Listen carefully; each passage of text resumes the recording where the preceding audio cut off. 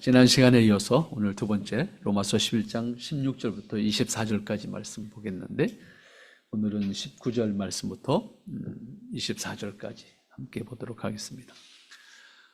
이 로마서 11장 말씀 우리 함께 살펴보고 있습니다만은, 본문에서 특별히 11장 16절 말씀부터는 감람나무와 돌감람나무, 이 두 나무가 접붙임을 받는 원리를 통해서 속죄와 구원이 하나님의 뜻과 능력 안에 있음을 우리에게 교훈하는 말씀입니다.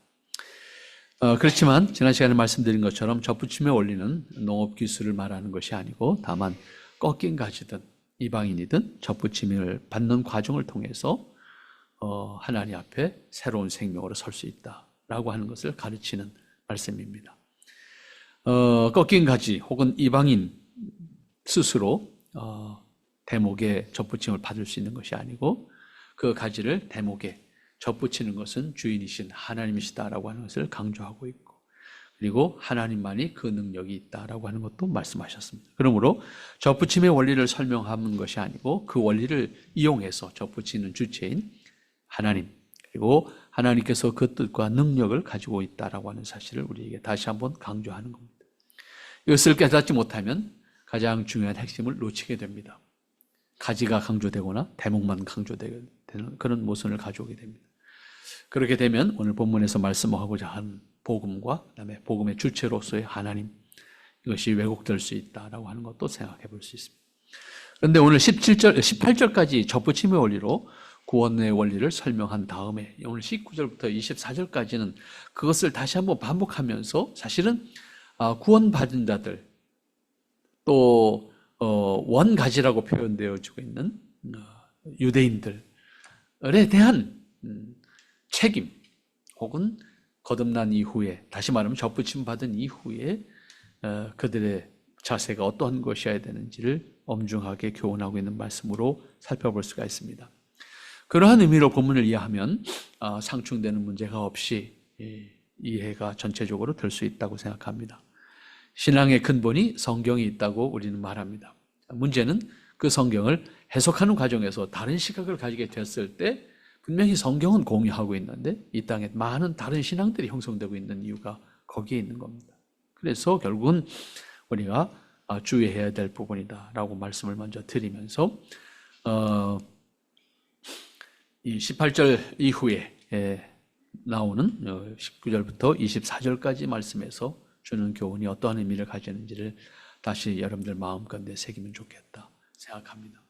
오늘 19절 말씀부터 여러분들이 살펴보시면 이 부분에 대해서 앞에서 말씀드린 것처럼 구원받은 사람들, 접붙임을 받아서 새로운 생명이 된 사람들에 대한 책임, 그리고 그들이 가져야 될 경계해야 될 그런 모습이 어떠한 것인지를 우리에게 가르쳐주고 있습니다. 그렇게 볼 때에 구원에 있어서 은혜라고 하는 것을 부정하지 않고, 동시에 구원받은 사람이라고 하면 어떠한 모습, 어떠한 자세로 이 땅에서 자신의 책임을 가지고 하나님 앞에 서고 세상에서 하나님 앞에 설 수 있는 사람이 될 수 있을까라고 하는 것을 동시에 교훈하고 있는 말씀입니다. 내 말이 가지들이 꺾인 것은 나로 접붙임을 받게 하려 함이라. 이 말씀과 함께 접붙임의 원리를 통해서 깨닫게 되는 것은 꺾인 가지가 스스로 살 수 있는 길은 없다는 겁니다. 꺾인 가지가 살 수 있는 유일한 길은 접붙임을 받는 것인데, 이걸 강조하는 거지. 꺾인 가지가 살아남을 수 있는 것은, 유일하게 살아남을 수 있는 것은 결국은 접붙임을 받음으로 살아남을 수 있는 것이다 라고 하는 거죠. 물론 지난 시간에 잠시 말씀드렸어요. 꺾어지라고 하는 방법을 통해서 살아남죠. 이건 변함이 없는 거예요. 그대로 되는 거예요. 그러나 새로운 생명이 되지 못한다, 그런 의미입니다. 자기 모습 그대로를 유지할 수는 있지만 새로운 모습을 가질 수 없다. 거듭난 생명이 될 수 없다라고 하는 말씀이죠.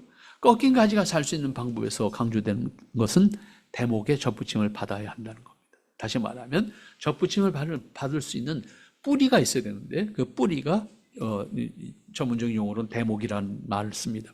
대목이라는 말을 쓰는데, 그 대목은 여기서 예수님을 상징하는 말이 될 겁니다.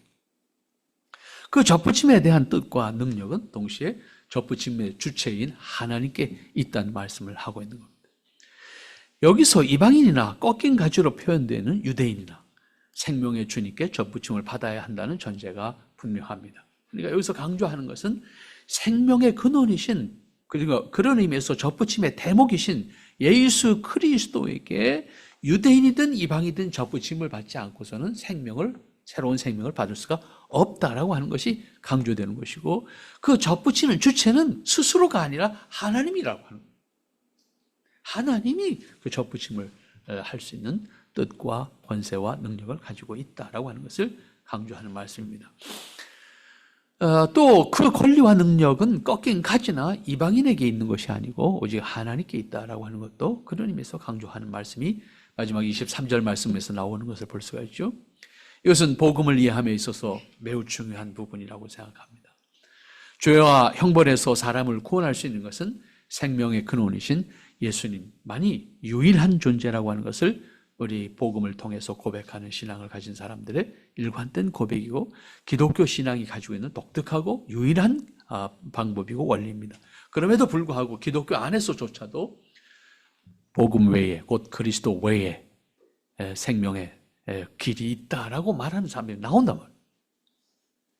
그것은 기독교 신앙을 일반화하는 문제, 다시 말하면 기독교를 종교 일반화시키는 결과를 가져오는 문제입니다. 그런 의미에서 결코 있을 수 없는 일이고, 구세주의, 다시 말하면 구원의 원리가 그리스도 외에 다른 방법이 없다라고 하는 것을 분명히 말하고 있는 것이 성경의 가르침이기 때문에 이 부분에 대해서 우리가 분명하게 고백할 수 있어야 될 겁니다. 그리고 구원을 받는 것도 예수님을 통해서만 가능하다라고 하는 것도 우리는 분명히 확인할 수 있어야 됩니다. 또 구원하실 수 있는 능력도 창조주 하나님께만 있다는 사실을 분명히 고백해야 합니다. 이것은 하나님께서 분명하게 창조부터 시작해서 여기 로마서의 기록에 이르기까지도 분명하게 말씀하고 있는 거죠. 23절에서 고백할 수 있는, 분명히 기록하고 있는 것은 그 능력이 하나님께만 있다라고 하는 것을 말씀하고 있기 때문입니다.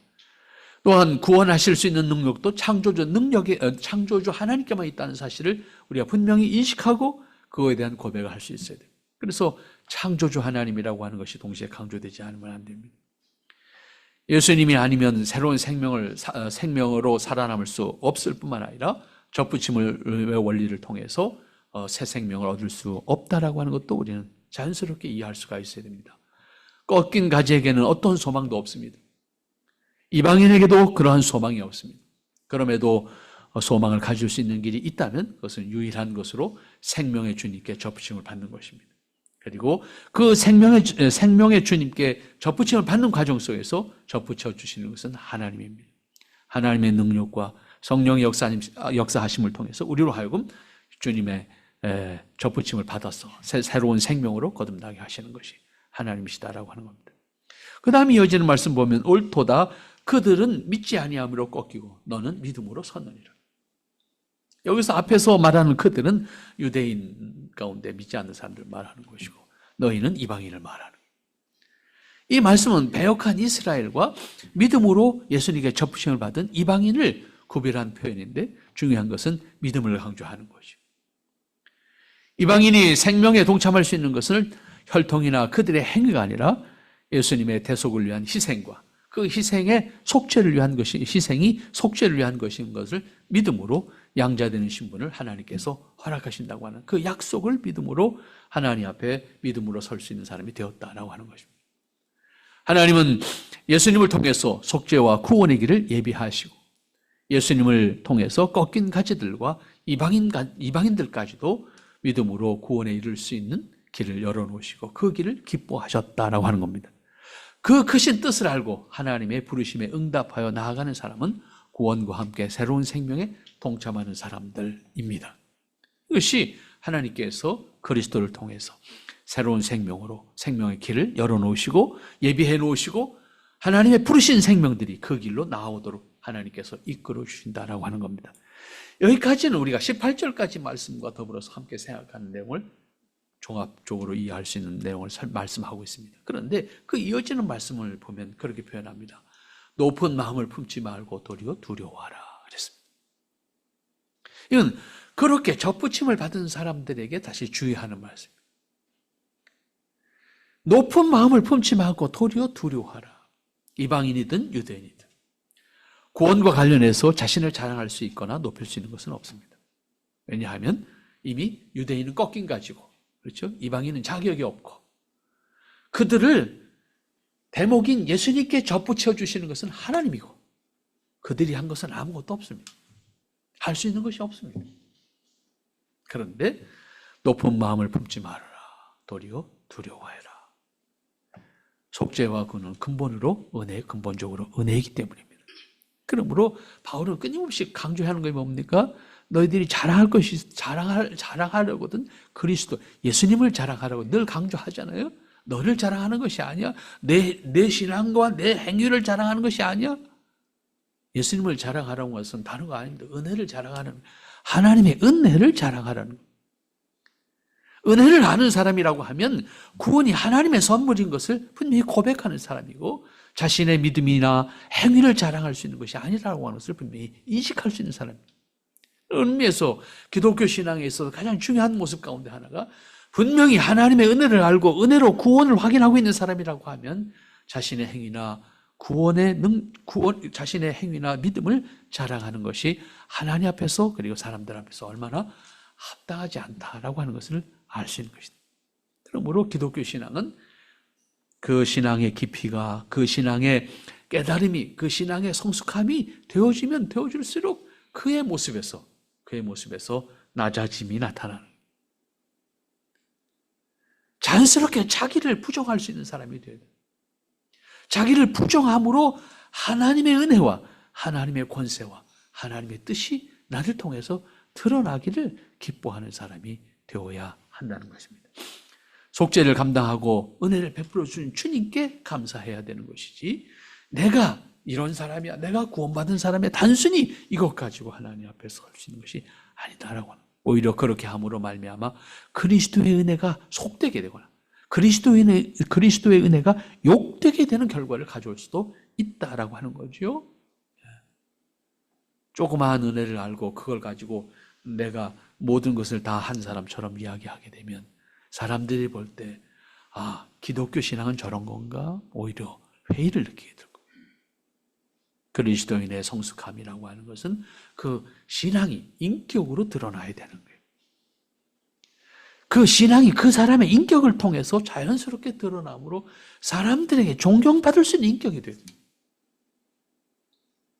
구원의 은혜를 아는 사람이라면 그 은혜를 기꺼이 자기 안에 담아서 그 은혜를 나누는 사람이 돼야 돼요. 그 은혜를 노래하는 사람이 돼요. 다른 것을 자랑하는 것이 아니라 주님의 은혜를 드러내는 사람이 돼요. 동시에 두려워 말라고 하는 것은 은혜를 잊지 말라는 경계의 말씀입니다. 한순간에 모든 것이 무너질 수 있도록 되어지는 것이 하나님을 경외하는 자세를 잊어버릴 때 사람은 은혜가 없는 사람처럼 행동하게 됩니다. 그 말에 있어서나 행동에 있어서나 살아가는 삶의 모든 여정 속에서도 다르지 않습니다. 그런 의미에서 높은 마음을 품지 말고 도리어 두려워하라. 이때 두려워하는 건 단지 무서워하라 그런 얘기가 아니잖아요. 스스로를 경계해라. 은혜를 간직한 사람으로서 조심하라 그런 얘기. 은혜를 간직한 사람으로서 하나님의 은혜에 누가 되지 않도록 해라 그 말입니다. 하나님의 은혜를 분명히 확인하고 있는 사람이라고 하면 그 하나님의 은혜가 나로 말미암아 내 말과 내 모습을 통해서 누가 되지 않도록 해라. 그럴 때 결국 내가 받은 은혜가, 내가 받은 속죄가, 내가 받은 구원이 어떠한 것인지를 사람들이 보게 되는 것이죠. 그런 의미에서 경계하는 말씀이다. 이렇게 볼 수가 있습니다. 그 다음 21절 말씀 다시 가도록 하십시다. 하나님이 원가지들도 아끼지 아니하셨은즉 너희도 아끼지 아니하리라. 이렇게 시작됩니다. 앞과 뒤를 다 잘라내고 본만 읽게 되면 기독교의 복음을 전혀 달리 해석할 수 있게 되는 요인도 됩니다. 특별히 20절 마지막에 경계하신 말씀에 있어서 그리스도인이 구원의 은혜를 확인함과 동시에 반드시 가지고 있어야 되는 그 경계하는 자세, 신앙의 경계하는 자세를 교훈하고 있는 말씀인데 여기 21절 말씀으로 가면 이 원가질들도 아끼지 아니하셨다. 그러므로 너희도 아끼지 아니하시리라. 이런 표현을 했습니다. 근데 여기서 아끼다라고 하는 말로 번역된 것 때문에 좀 이게 무슨 말일까? 뭘 아낀다는 말일까? 이런 이제 좀 생각이 들게 됩니다. 본래 이 아끼다라고 번역된 이 단어의 의미에 있는 말이긴 한데 그대로 적용할 때는 이해가 어렵습니다. 그런데 이 아끼다라고 하는 단어 속에 담겨져 있는 또 다른 해석은 용서라는 단어가 포함되어 있습니다. 의미가 포함되어 있습니다. 용서라는 단어를 가지고 해석을 하면 이해가 쉬워집니다. 하나님이 원가지를 용서하지 않으셨으면 너희도 용서하지 아니하시리라. 이런 표현입니다. 결국 이방인이든 유대인이든 구원에 대한 권세가 하나님께 있다라고 하는 것이 분명한 것이고 하나님의 용서를 강조하는 것입니다.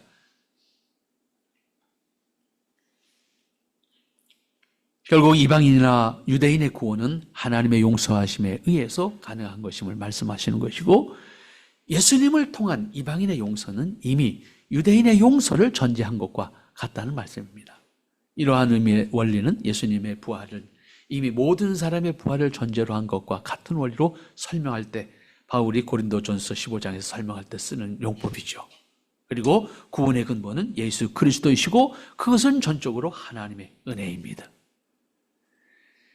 결국 이스라엘 유대인들에게 대해서 나중에 마지막 24절에서 우리가 생각하겠습니다만 유대인들이 자존심이 있잖아요. 나름 자기들만의 자존심 있잖아요. 그러니까 이방인 용서를 열심히 이야기하면서 이 얘기를 딱 하는 거예요.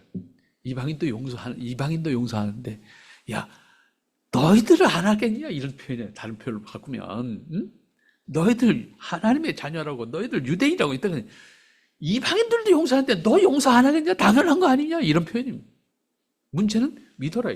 믿음으로 돌아오면 너희도 용서할 거다. 그런 얘기죠. 결국은 원가지 이방인도 용서하는데 원가지 너희 용서 안 하겠냐? 그러니까 유대인들이 들을 때 그 입장을 한번 생각해보세요. 그러면 유대인들은 이방인들만 구원하시고 유대인들 뭔가 내쳐버린 모습으로만 있을 때 유대인들의 모습이 좀 그 듣는 말이 좀 거북하지 않겠습니까? 이 말을 바꾸면 그런 말이 되는 겁니다. 이방인들을 용서하는 건 너희들 용서 안 하겠냐? 사람이 듣고 느끼는 그 감정의 표현이 여기에 담겨져 있다 이렇게 볼 수가 있겠습니다. 하나님의 인자하심과 준엄하심을 보라. 이어서 22절 말씀에서 이런 표현을 하고 있죠. 여기 두 단어가 있습니다. 인자라고 하는 단어와 준엄이라는 단어. 어떻게 보면 상충되는 단어잖아요. 상충되는 단어인데 이 두 단어가 하나님 앞에 있다 이게. 어떻게 보면 이 두 단어를 대비해서 설명한 말씀인데 이 인자와 준엄이라고 한 두 단어를 바르게 이해하는 것도 매우 중요합니다. 단지 조건에 따른 하나님의 판단으로만 생각하면 이어지는 29절 말씀 뒤에 가서 보면 결국 상충하는 문제가 됩니다. 하나님의 준엄함은 하나님의 은혜를 저버리는 유대인에 대한 것이고 하나님의 인자하심은 예수님을 하나님의 아들이며 메시아인 것을 믿는 이방인들에 대한 것이라고 표현할 수가 있습니다. 그러므로 구원의 주님으로서 하나님은 어미하시고 동시에 인자하십니다. 어미하시다라고 하는 것은 하나님 앞에 믿음으로 서지 않을 때 어미하시고 믿음으로 설 때 그것이 이방일지라도 인자하시다. 그런 의미에서 하나님 앞에 믿음으로 서는 것이 대단히 중요하다라고 하는 것을 동시에 가르치는 말씀입니다. 그러므로 구원의 주님으로서 하나님은 어미하시고 동시에 인자하신 분입니다. 이렇게 말씀함으로써 구원에 대한 주권이 하나님께 있음과 동시에 심판에 대한 주권도 하나님께 있음을 분명하게 말하는 겁니다. 근데 이때 심판이라는 것은 단순히 책망하시는 것만 심판이 아니잖아요. 의롭다고 인정하는 것도 심판이잖아요. 그렇죠? 의롭다고 인정하는 것도 심판이에요. 벌로 책망하신 것도 심판이에요. 심판이라는 단어 속에는 이 양면이 동시에 있는 거예요. 구원과 동시에 멸망이라고 하는 이 두 단어가 이 심판이라는 단어 속에 같이 있는 겁니다. 그런 의미에서 인자와 준엄이라는 말은 같이 있는 거예요. 그것은 하나님이 가지고 있는 권세입니다.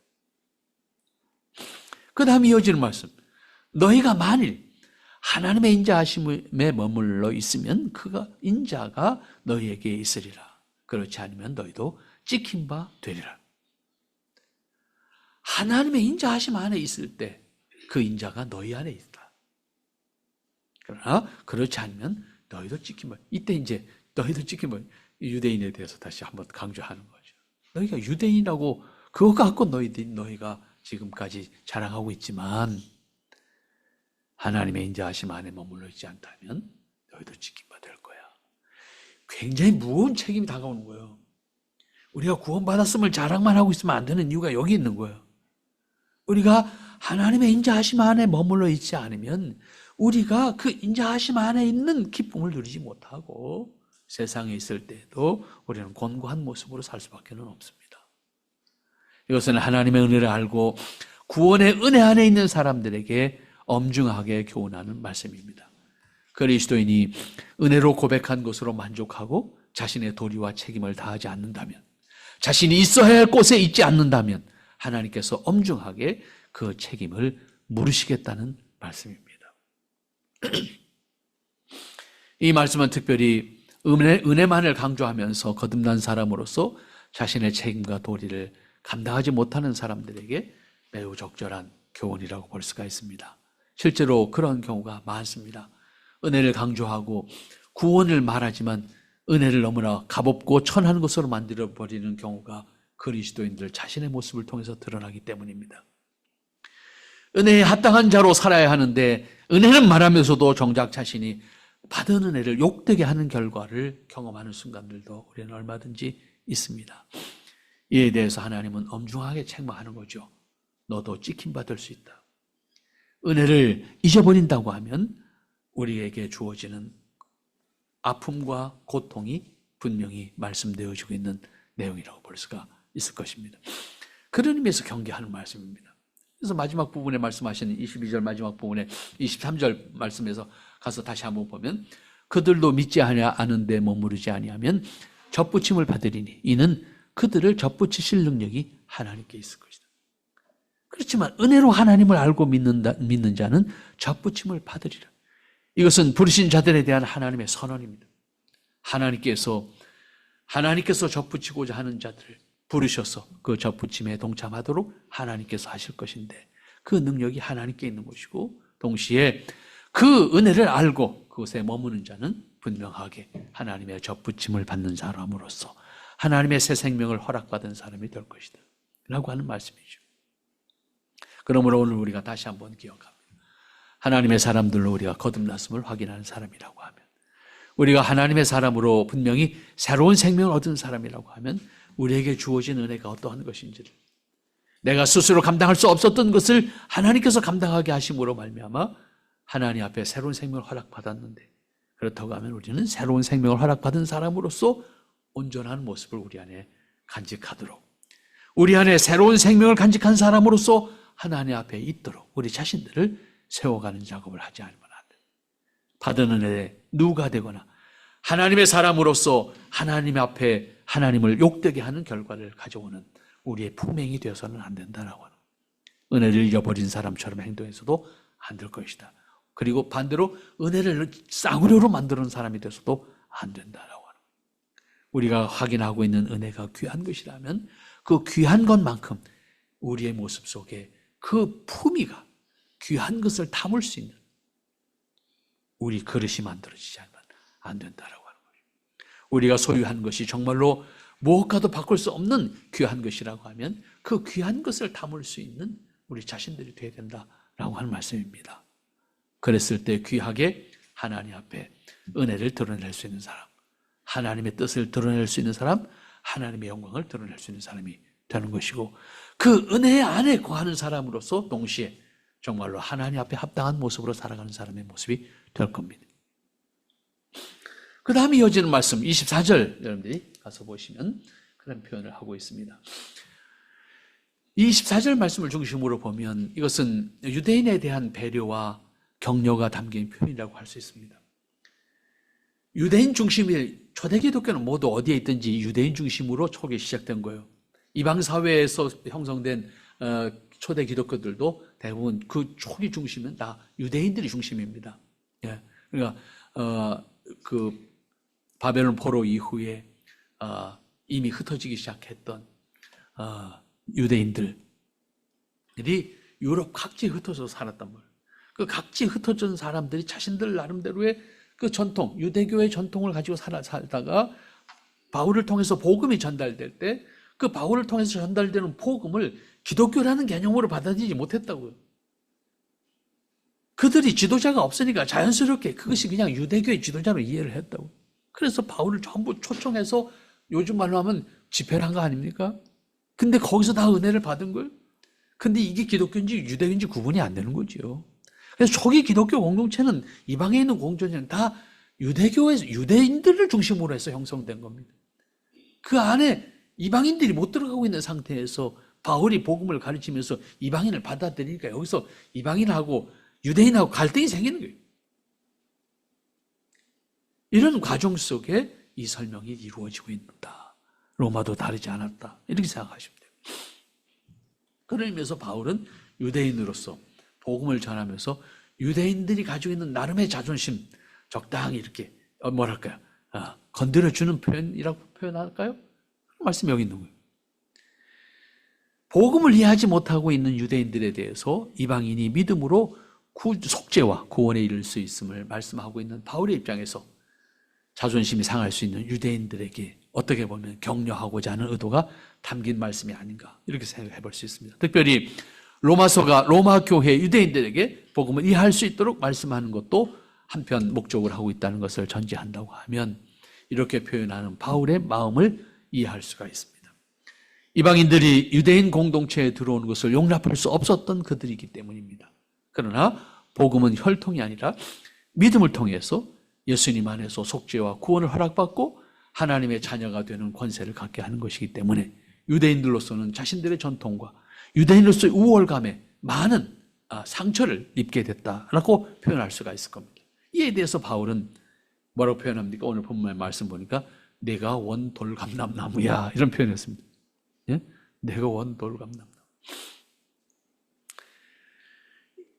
내가 원 돌감람나무에서 찍힘을 받고 본성을 거슬려 좋은 감람나무의 접붙임을 받았으니 돌감람나무 가지가 좋은 감람나무의 접붙임을 받음으로써 새로운 감람나무로서 열매를 맺게 되는 것처럼 좋은 감람나무이신 예수님께 접붙임을 받음으로써 거듭난 사람, 새로운 피조물이 된다는 복음의 원리를 말씀합니다. 여기서 강조하는 것은 돌감람나무입니다. 그런데 다른 데 표현되지 않고 있는 원돌감람나무라는 표현을 했어요. 보통 돌감람나무와 참감람나무 이렇게 표현했는데 여기는 원돌감람나무 이런 표현을 했습니다.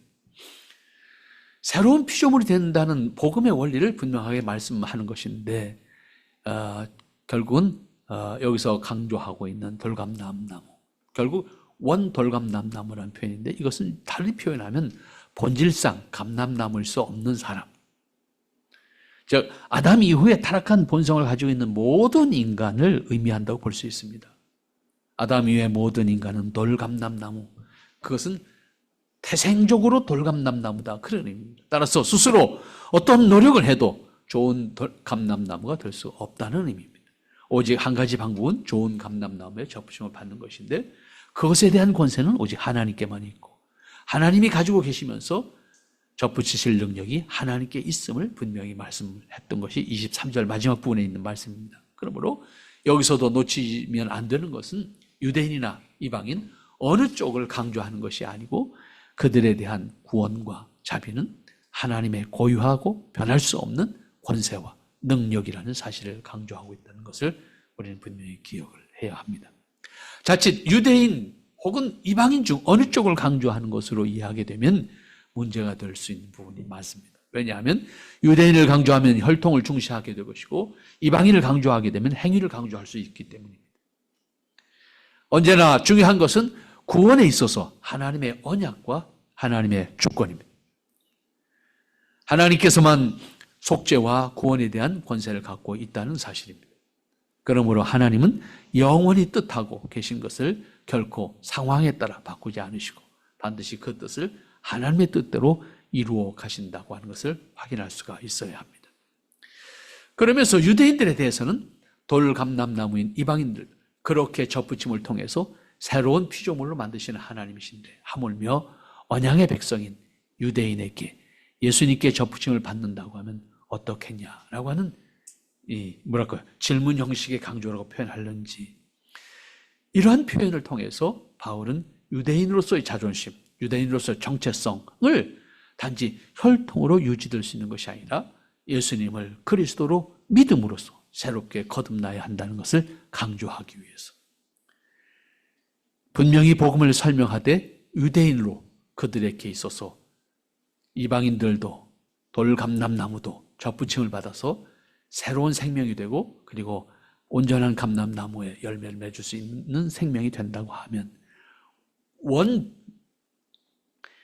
유대인으로서 너희에게 그러한 기회가 없겠느냐. 오히려 너희들을 더 아끼지 않으시겠느냐. 오늘 우리말 성경으로 번역된 것대로는 아끼지 않겠느냐라고 하는 표현을 하는 것을 볼 수가 있습니다. 여기서 우리가 분명히 할 수 있어야 되는 것은 예수님을 그리스도로 믿음으로써 분명히 새롭게 거듭나야 하는 것이고 그것은 유대인이기 때문이 아니라 하나님의 자비와 사랑으로 허락된 믿음으로 예수님 안에서 새로운 피조물이 된다라고 하는 복음의 원리를 분명하게 강조하는 겁니다. 그러면서 이방인도 구원하는 하나님이신데 하물며 언약의 백성으로 인도해온 너희들 유대인이라고 하면 얼마나 더 온전한 하나님의 사람으로 하나님께서 기뻐하시겠느냐, 받아들이지 않겠느냐라고 하는 거죠. 그러니까 유대인과 이방인이 그리스도 안에서 차별이 있을 수 없어요. 그러나 듣는 유대인들에게 이런 말씀을 하는 거죠. 이방인들도 구원하시는 하나님께서 너희들을 하물며 믿음으로 나올 때 그냥 놔두시겠느냐? 너희들을 더 아끼지 않으시겠느냐? 너희들 돌아오는 것을 더 기뻐하지 않으시겠느냐? 이런 표현입니다. 오늘 우리는 그런 의미에서 분명히 이 16절부터 24절까지의 말씀을 통해서 쭉 우리가 확인해야 되는 것은 감람나무의 접붙임을 받음으로 새 생명을 얻는다라고 하는 거고, 그리고 그 접붙이는 과정은 하나님이 주도하신다라고 하는 거고, 우리는 접붙임을 받아서 새로운 생명이 되었을 때 경계하지 않으면 안 되는, 스스로를 높이지 말라라고 하는 말씀이죠. 구원받았음을 확인한다고 하면, 은혜로 내가 하나님의 자녀가 된 것을 확인한 사람이라고 하면 경계해라. 그 경계는 어떤 게? 거듭난 사람으로서 합당한 사람이 되도록 경계해라. 거듭난 사람으로 하나님의 은혜를 욕되게 하지 말도록 경계해라. 하나님의 은혜를 자랑하고 하나님의 은혜에 합당한 사람으로서 내 모습을 만들어라. 이것을 우리에게 경계해 주시는 말씀이다. 이렇게 보시면 될 겁니다.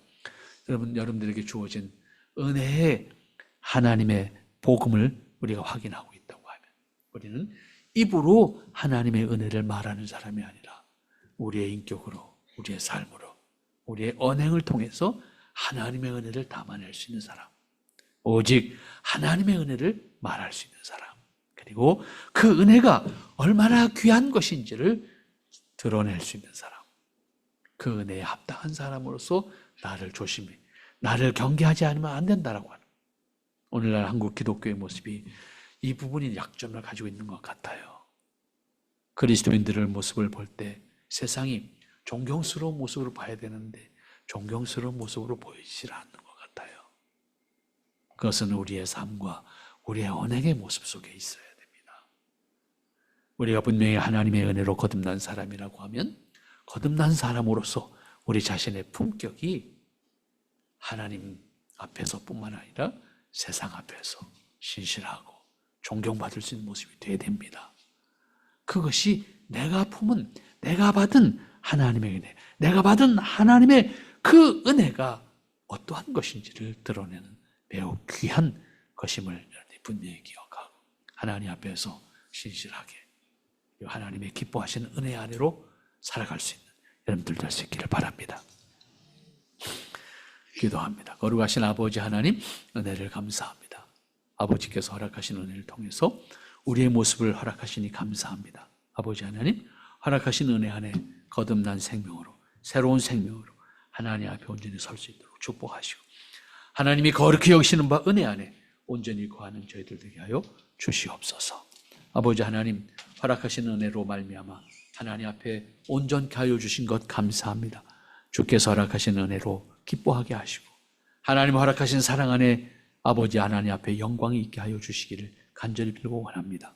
아버지 하나님께서 허락하신 은혜가 얼마나 귀한 것인지 우리가 감당할 수 없을 만큼 큰 사랑인 것을 깨닫게 하시고 그 은혜와 사랑을 잃지 않도록, 잃지 않도록 아버지 우리를 지켜주시고 선한 길로만 인도하여 주시옵소. 은혜의 길로만 인도하여 주시옵소. 하나님께 합당한 길로만 인도하여 주시옵소. 하나님 앞에 온전하게 서는 저희들 되게 하옵소서. 예수님의 이름으로 기도하옵나이다. 아멘.